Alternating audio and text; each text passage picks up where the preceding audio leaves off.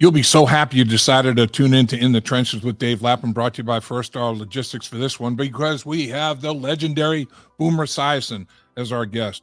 Boomer talks about it all. Talks about his playing days, playoffs, Super Bowls, everything that goes along with it. Talks about this edition of the Cincinnati Bengals. Talks about the tragedy that took place on Monday Night Football. Whatever happens in the National Football League, Boomer Esiason is on top of all of it and always has an opinion. You're going to like this.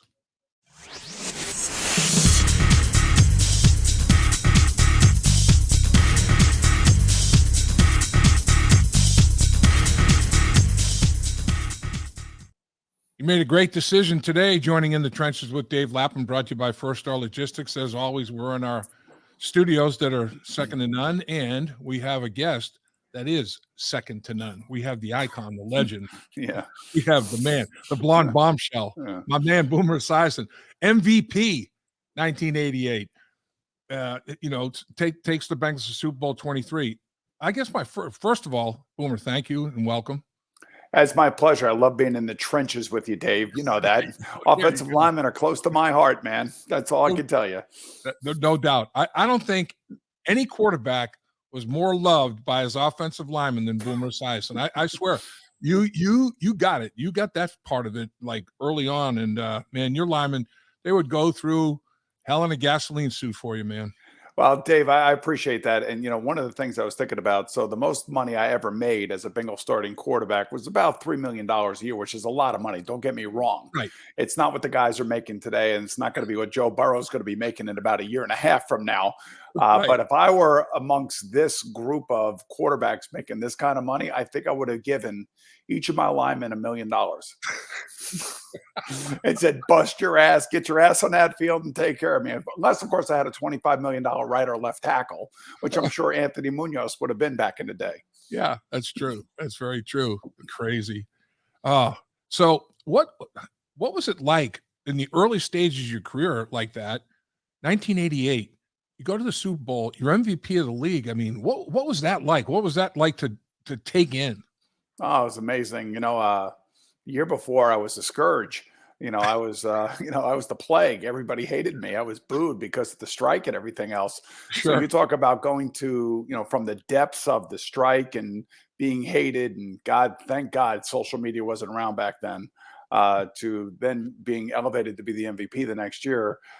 It was a remarkable, remarkable year for me, personally, professionally, everything that you would think that comes with both the responsibility of being the NFL PA leader during the strike and then being the leader for a team that had the best record in the AFC. So for me, it was an amazing run. I'm thankful that, and I said it back then and I'll say it today and I'll say it on my last deathbed, that I had great teammates, great coaching staff. And I'm sure that's the way that Joe Burrow feels. I'm sure that's the way that Patrick Mahomes feels, that sometimes things come easy to you because of the players and the people that are around you. And you recognize that more as you get older. And which is amazing to me after I think all these years that have passed, about how many great moments there truly were, even in the losing seasons in Cincinnati for 10 years. So I'll never take any of that stuff for granted, nor do I think Joe Burrow is currently taking it for granted, because when I watch him and I see how he carries himself, I say, that's truly the leader of the franchise. That is the face that all Bengal fans, now are gravitating to, and rightfully so. So when you're in a situation like you had a lot of great players, and they've surrounded Joe with good players as well, but you guys were, it's a quarterback driven situation. There's no question about it. That old axiom, it's not the players. It's not the plays. It's the players. Do you think it's the plays? Do you think it's the players? Do you think it's a combination? Where do you stand on that old axiom, Boomer? Well, I would say that it has to be a relationship between, in the NFL anyway, the head coach and the quarterback. And that's the paramount relationship in every organization, I believe, especially the successful ones. And we can see it playing itself out, especially here in the AFC with all the young quarterbacks that are now entering into the playoffs. Think about this, Dave. Patrick Mahomes, at the age of 27, is the oldest quarterback on the AFC side of the playoffs. That's amazing. It also goes to show you about how great the young quarterbacks are in the AFC. But I think it's the relationship between like Zach Taylor and Joe Burrow that drives this. It's the relationship between Andy Reid and Patrick Mahomes, Sean McDermott and Josh Allen. These are the three pairs, I would say, in the AFC that stand above everybody else at the moment and should last for a good next 10 years. So it's going to be a great run for all three of them. And I go back to Sam Weish and Bruce Coslet for me. And we had a great coaching staff with Jimmy Anderson, running backs, Coach McNally, the line coach, and then, of course, Tiger Johnson, the tight ends coach. That's all we had. That was Right. all the coaches in the meeting. That was it, compared to today where they have like 97 coaches on the roster. But I do think those relationships propel the players to, they get the best out of the players. And I think both Sam and Bruce did that for me without question. And I'm sure Joe feels the same way about Zach and his offensive coordinator, Callahan. So, Boomer, let me take you back to Monday Night Football when you were watching the Bengals and the Bills game. And it started out, oh man, this is the track meet everybody was anticipating. I mean, Burrow takes the Bengals down 5 plays, 75-yard touchdown, 3 first downs. The only third down they faced was third and about 6 inches. I mean, they were just ripping them down the football field.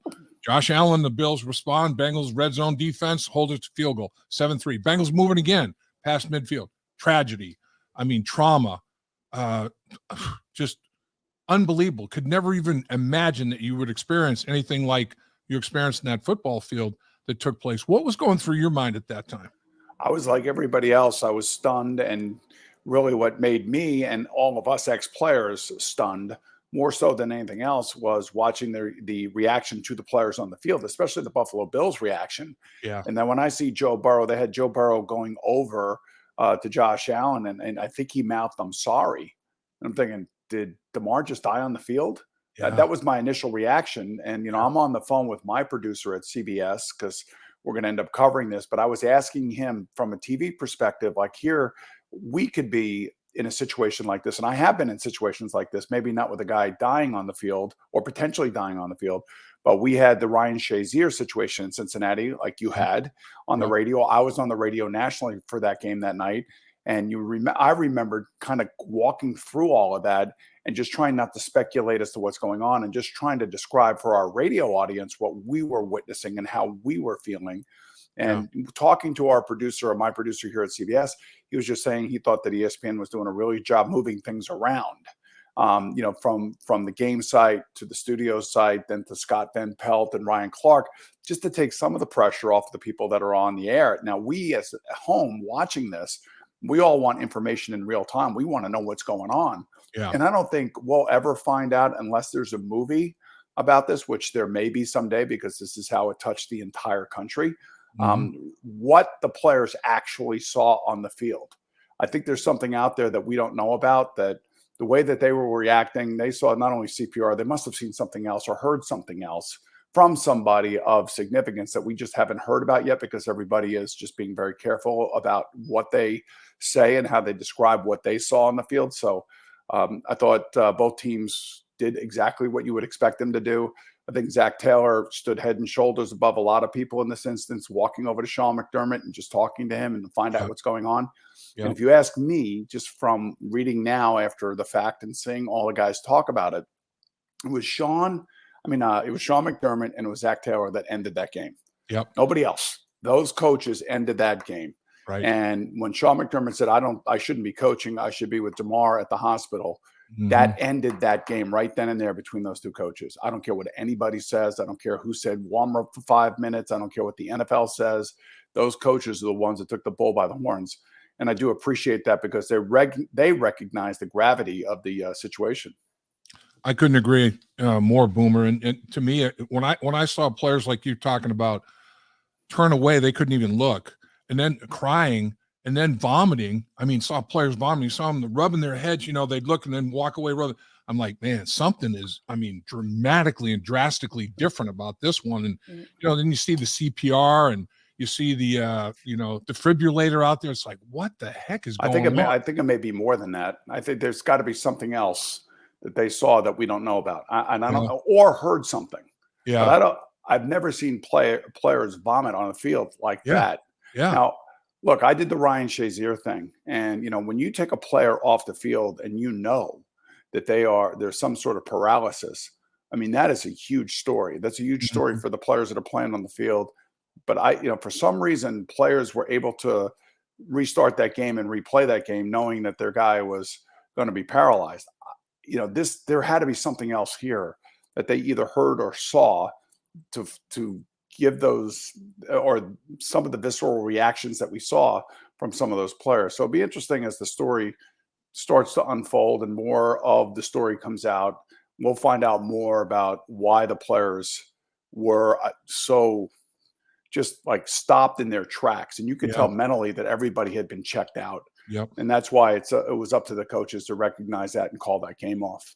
Yeah, you're right, and I can't agree with you more about the two head coaches. Hmm. In a crisis moment, you find out about men. What are men made of, and in a crisis moment, they showed they're made of the right stuff. I mean, it was the coaches, the way they handled it, both medical teams, the way they handled, they were all heroes. I mean, the guy that got the face mask off so quickly, so they get a breathing tube in there and got the The shoulder equipment pads up. manager, that's what the so Yeah, just so you understand, this is what there's about 20 doctors for every NFL game, right. and you guys know all this story now because you've read about it, but the equipment manager has a role in all of this Yep, because he has to go out there and get that face mask off because the first thing that they are thinking is that he's paralyzed. So yep, let's get the face mask off so we can look at his eyes. We don't have anything in the way, and if we do have to put a breathing tube or something in there, that we're going to be able to do that. So yep, whatever he was dealing with and whatever he saw really hasn't been spoken about. But we do know that they go through drills as collectively as every team does to make sure that something like this does happen, that the end result is what we've now seen today. And that is a man that is able to get up out of a hospital bed, walk out on his own. He still has some rehab and recuperation to go through, but ultimately should be able to at least start his life over healthy and being able to figure out what he wants to do with his life. yeah, absolutely. I mean, get professional CPR, by an assistant trainer. They have that meeting an hour before the game where everybody, it's like a team that executes well. Everybody's where they're supposed to be, when they're supposed to be. They're doing what they're supposed to do, and everybody on those medical teams performed like a MVP team. I mean, everybody did exactly what they were supposed to do, when and how, and it was amazing to watch that whole process. And as a result, we have a life saved. I mean, Yes, talking heroes.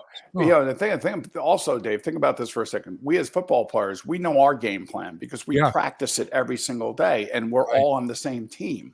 right. So now you're talking about kind of like doctors from one team, trainers, equipment managers, ambulance drivers, EMS people, Yep. everybody. These people don't know each other. They may meet in team league meetings or something of that nature, but for the most part, they don't know each other. And now they are doing it under the most strenuous and stressful circumstances, coming together as a team to save a young man's life. So yeah, I there's no question. And then the hospital staff that has to receive Damar Hamlin when he gets there to understand what's happening, the communication, what they're looking at, what they've seen, what his vitals are, what are all the different things that they dealt with on the field that have to get transferred back to the hospital so they accept the patient understanding what he dealt with. So Yeah. yeah, it was an amazing story all the way around. And while Tuesday and Wednesday were tough days for the Buffalo Bills, Damar himself,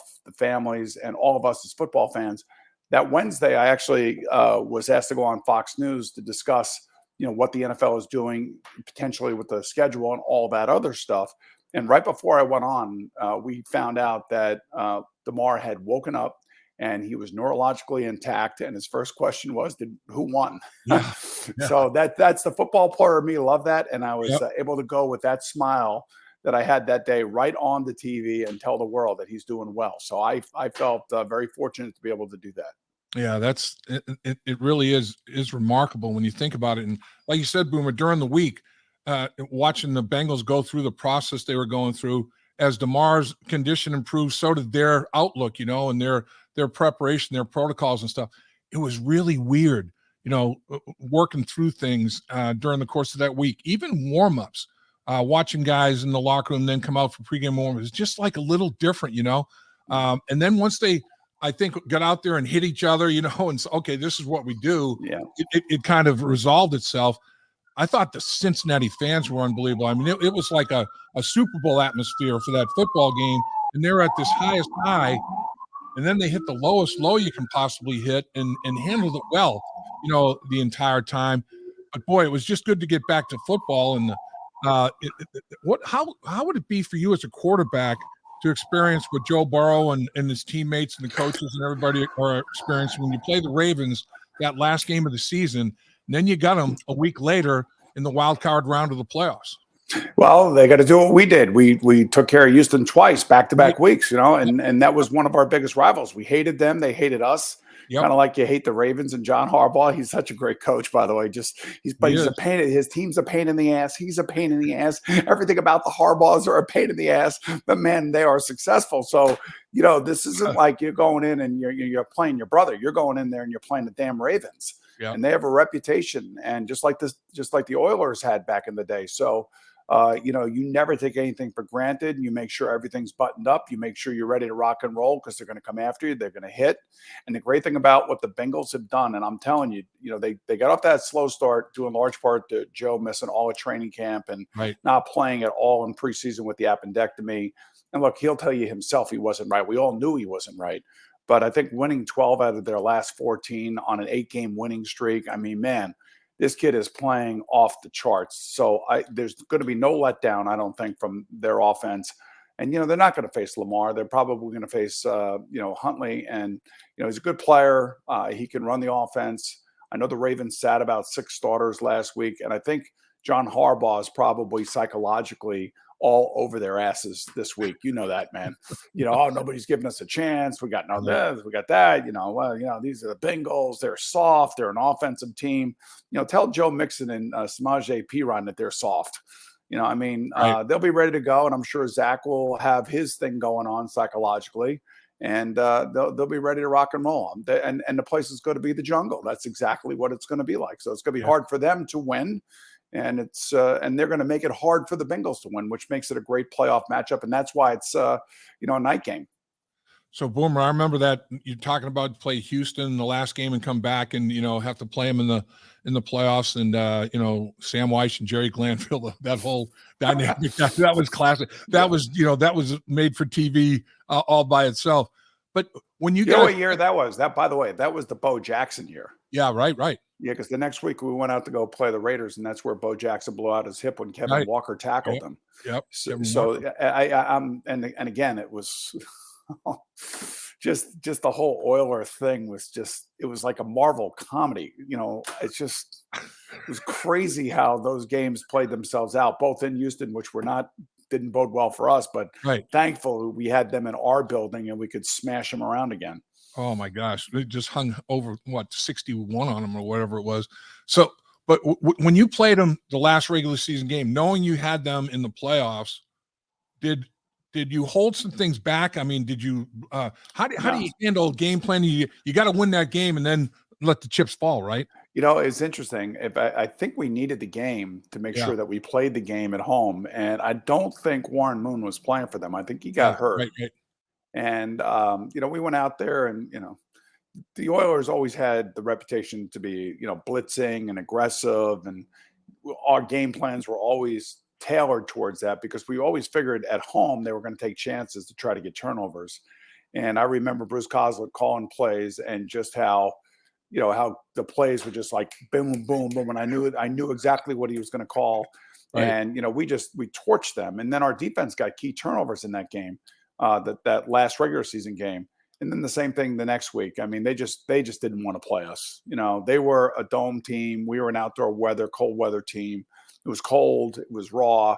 And, we were running the ball really, really effectively. Yeah. And, and look, and our defense, like I said, got turnovers. And that's really always going to be the key in these playoff games is going to be the turnovers and scoring touchdowns. And the one thing that, I would worry about when you're playing against the Ravens is that 4th and 1, that 3rd and 1, that 1st and goal, 2nd and goal kind of situations where, they can keep you out of the end zone better than most teams in the league defensively. They have a knack for that. Yep. And that's where you really have to make sure that you know exactly what you're doing and you're buttoning up and you end up with touchdowns as opposed to field goals. when, my opinion, when I experienced playoffs for the first time, it was like, man, these guys are good. I mean, they have freakish quickness, speed. But when I got into my first playoff game, it was like, what? I mean, the quick players were quicker, faster players were faster. I'm like, these guys are really good, And then you get to the Super Bowl. We played in the Super Bowl. I'm like, I feel like I'm on the Autobahn. I know I didn't close my eyes. How the hell do you get from there to there so fast? I mean, it's just ramps up like that, doesn't it? Do you experience the same thing? Yeah, you by the way, you ramp up too, along with everybody Sure. else. I mean, that's the Absolutely. thing. It's not just the guys around you. You're part of that. Yep. And yeah, the intensity is going to be fierce, especially against division rival teams like this. So whether it be the Steelers and the Bengals, or the Browns and the Bengals, or the Ravens and the Bengals, or the Ravens and the Browns, or the Ravens and the Steelers. I mean, these teams get after each other in this division. We've seen that, back when you started and to when I finished until this coming Saturday night. It's going to be the same thing. Right. So, but you just and the good thing is the Bengals, most of the Bengals have all been through this. They all know what's going on, and Yep. Rebuilding the offensive line with guys who have been through it themselves as well has certainly helped Joe. And I know that he's missing, two fifths of that offensive line now. And I think Adinije, I don't know, you would know better than I would. Watching him play the last 2 weeks, especially at the beginning of the outset of that Monday night game, Mhm. I thought that the offensive line looked like they kept the Buffalo Bills out of the backfield. Yep. And the one thing that Joe has done better this year than he had in the previous years is he's getting rid of the ball, and he's not, not everything has to be a bomb down the field. Yeah. And this is the refinement of a quarterback. And like I said it, I want to say about 2 or 3 weeks ago on the NFL Today, that I said, if I thought of the quarterbacks in the AFC right now, and when I think of Justin Herbert, I think of Dan Marino.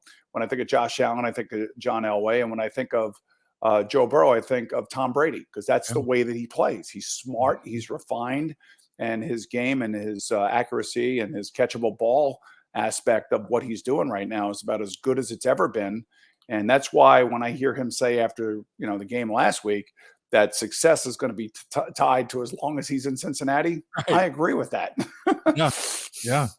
I mean, it is amazing. I mean, looking at that offense, it can be explosive when needed, but like you said, the big play part of it. But like you said, when defenses are playing top down and they're saying you're not going to throw it over our heads and make Joe check it down, make him go on 12, 15 play drives, they've found a way to be able to do that as well. I mean, they can execute multiple ways. And as you know, I mean, a lot of times you have to find different ways to win football games, period. Especially when defenses have played you. This will be the third time these teams play, but they know each other anyway, just simply because they've played against Joe, about 6 times, I guess now this will be. Right. So the point being is that everybody knows each other really, really well. So it comes down to individual execution. Usually on 3rd and 4th down, it's going to be man versus man. You got to get your guy. You can't let him break in, through an angle or something. And then, when Joe throws the ball up to either one of, I guess, I don't know how many wide receivers he has now. I've lost count, but I know he likes Jamar. But he is all these guys have played a significant role. And the beautiful thing about the offense, and Sam used to preach this to me. He goes, "Man, Boomer, you just can't have one guy that you're relying on. You got to be able to move the ball around, and guys got to know that when they're running a route, there's a really good chance that they're going to get the ball, even though their number may not be called in the play itself."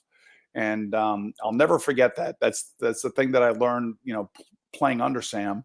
And it was about spreading the ball around and letting everybody have some skin in the game and everybody have some success and everybody have their moment in the spotlight. And the best part about what Joe, I think Burrow is doing and Zach Taylor is doing and Callahan's doing, their offense coordinator, I would say that, they're making sure everybody has a touch, everybody has a purpose, and everybody has a little bit of that success. It's not just 2 people, it's a group of people. And that's the nicest thing about what the Bengals are doing, especially on offense. Man, Boomer, to your point, Chase has 87 catches. Higgins has 74. Mixon has 60. Boyd has 58. Hurst, he's been hurt for a bit, but he still has 52. Ryan, another running back. The running backs have combined for 98 catches out of the 2 running backs. Almost. So, and then you also have, let's see, 1, 2, 3, 4, 5 different players that have 5 or more touchdowns, either rushing or running the football combined. 5 different players, 6 different players with 5 or more touchdowns. Like you said, It's coming from all over the place. I mean, it's amazing.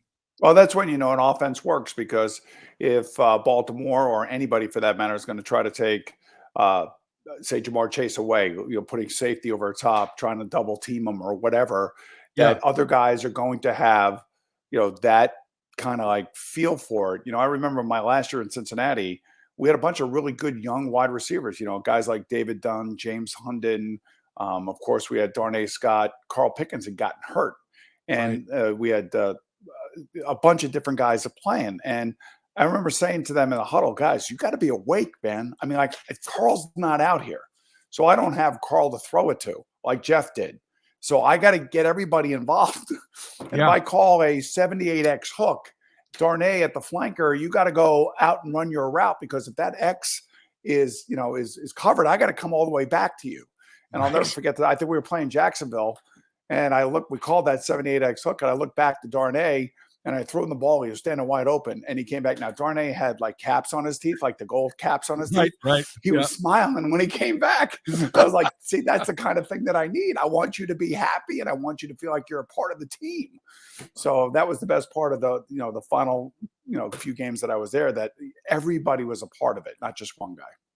And Boomer, that's obviously I remember your 88 season MVP was incredible, but that is a big memory I have of you, the leadership and everything you showed your last few games with the Cincinnati Bengals, and just raising the level of everybody's play, taking these guys and just literally putting them on your back and raising the level of play. I'll never forget that. That was an awesome display of leadership, man. I was with Marco Battaglia at the Rutgers Maryland basketball game about a week ago, Yeah. and Marco and I were reminiscing about that year. And Marco was, I think, a second-year player. He goes, Boomer, he goes, it was amazing. You got in the huddle, you started screaming at everybody. And he goes, nobody talked back. And I said, because you guys were too young and too stupid to understand what the hell I was doing. But yeah, it turned out, I'm telling you, that last month in Cincinnati was probably one of the best times I ever had as a professional football player, because I Yeah. saw a lot of great young players find their games Yeah. and expect to win. They were expecting to win, Yeah. where the first half of that season there was a lot of lack of confidence, a lot of selfishness, and just a lot of disjointed games and plays, and it just didn't make any sense to me. But I knew that there was talent there, and certainly it showed itself. You talked about the division, Boomer, the AFC North. 14 Pro Bowlers out of the AFC North, the most of any division. So that says something right there. But I mean, they're battle royales. The Bengals start 0-3 in the division, and then win the last three to go 3-3. They're 9-1 against everybody else. I mean, it's like playing in the AFC North. Does that make you battle tested for this kind of scenario, this playoff tough run you have to go on? Yeah, well, the thing with like we were just talking about, the balance in the Bengal offense, they run it and they throw it, and everybody has a hand in the passing game as well as the running game for that matter. Like Baltimore has a hard time throwing the football. Right. So you know who they are on offense. You gotta take care of Mark Andrews, because he is going to be their number one receiver. Yep. There's going to be a lot of play action, and the quarterback's going to run. So the defense has a little bit different kind of philosophy when you're dealing with an offense like that. When you're playing against the Bengals, it's like pick your poison. And the great thing about it is you have the poise at quarterback that is getting rid of the football now. He's not holding on to it like he was, a little bit last year. I thought he held on to it a little bit too much. Yeah. But this year he's gotten rid of the ball. He's actually one of the best guys in the league right now at getting rid of the ball in less than 3 seconds, less than 2.5 seconds Yeah. Per snap, which is really amazing, which you big guys up front, love that, because it makes your job so much easier. And Yeah. that all that tells me is that he is seeing everything. He's reading the defenses. He knows his offense, and he's making those quick decisions. So I just think it's a tough ask for the Baltimore defense, and it's really hard to stop them. And that's why we all think that this is going to be a rough game, no question about it. But the games in a week from now, assuming all these quarterbacks make it to the next round, are going to be off the charts like they were last year in the divisional round. So I know this game is going to be tough, though. I know this is going to be a really tough game. It's going to be physical. It's going to be nasty. It's going to be everything that we love about the game that we cover. Yeah, it's going to be a slobber knocker, man. Going to be a slobber knocker extraordinary. It's going to be like like our podcast here, In the Trenches, man. That's where that's where the rubber meets the road. A bunch of full-grown men in there getting after it. It's going to be fun to watch. No doubt about that. I mean, so what does it take, Boomer, to win a Super Bowl? I mean, in your mind, it's if I knew, I would have won one. Yeah. I actually keep the ball last and don't give it to the other team with less than, with 3 minutes or more left in the game. Or in this day and age, 30 seconds left in the game. You got to make sure you have that ball last. But, I think, Joe Burrow certainly has what it takes from our position. And I think all the players around him, I mean, they have to just keep doing what they're doing. I mean, why would you mess with any sort of success? Winning 8 in a row, a defense that has been opportunistic. I was thinking about the play that Von Bell made in New England towards the end of the game. New England's driving and, the offense fell flat and Jamar turns the ball over and, all of a sudden it's not the same offense we saw in the first half. That's how these games, the ebbs and flows and the momentums in these games can shift like that.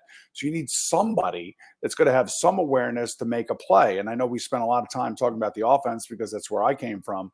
But when I watch what Von Bell did and punched that ball out of Ramondre Stevenson's hands, and Hill falls on it, it's like that's when you know that you got the right team, you got the right guys, because that was our team. That was the good teams in Cincinnati always had a knack for getting that key turnover that would save the game or give the offense a short field or score on defense, or in the case of Stanford Jennings, score on special teams. Yeah. So it's a collective effort, and the Bengals are going in at the right momentum that they have. It's too bad that they couldn't get the 1 seed and things ended up the way they did, but I wouldn't have been surprised had they beaten Buffalo that Monday night. I thought they looked like they were off to a great start and really in control of the game, and maybe they could have gotten the number 2 seed. But at the end of the day, the Chiefs, the Bills, the Chargers, and the Bengals are all built to go on the road and win games in the playoffs. Let me get you out of here on this, Boomer, and I appreciate your time. As always, you are as good as it gets. What did you think about the potential coin flip to determine that a number 3 seed may have to go to Baltimore and play a 6 seed at their place? What did you think about that? Dave, you'll remember this. I was a little bit of a thorn in the side of ownership there in Cincinnati early on in my career. We didn't see things eye to eye a lot of times. Yes. But I have to tell you, man, I love what Katie Blackburn did. I love what the memo that she wrote and how she put her point of view out there. Yeah. And there's a real practicality to that. And you know what? The way things ended up, they never really even had to deal with the scenarios with the exception of one, and that's if Kansas City and Buffalo see each other in an AFC championship game. That will be at the neutral site. So that's the only thing that is changed. So, I think I would have waited. I don't know. I guess they had to do it before the games because they didn't want to show any favoritism to anybody. But I'm glad that John Harbaugh played the game the way that he did. I'm not saying that he was trying to lose the game, but he didn't go all out to win the game because he was saving some starters from playing. Right. And that cleaned that kind of mess up. But at the end of the day, I guess we were in uncharted waters at the time, and everybody felt like a decision had to be made. But I'm glad it did not come down to a coin flip. And Joe Mixon's going to find out just what inflation's all about, how a quarter turns into $10,000. So good for him. He made his point, and he's going to have to pay for it now. And Chad Ochocinco is going to be chipping in. Of course he is. Yeah, he said he's going to cover it. Yeah, there's no doubt. He'll cover the cost. Yes. Oh, man. Unbelievable. Boomer, this was fun. It always is. You're the best. Thanks for your time. And enjoy watching you. You do an incredible job. You're a hell of an ambassador for the National Football League, my man. Thanks, Dave. I appreciate it. Enjoy the game this week, and hopefully we'll get to do this again as the Bengals get back to the Super Bowl. How about that? Sweet sugar. There we go. You got it, brother. Later. I'll see you. At First Star Logistics, we're a very strict company that really puts the pressure on our employees.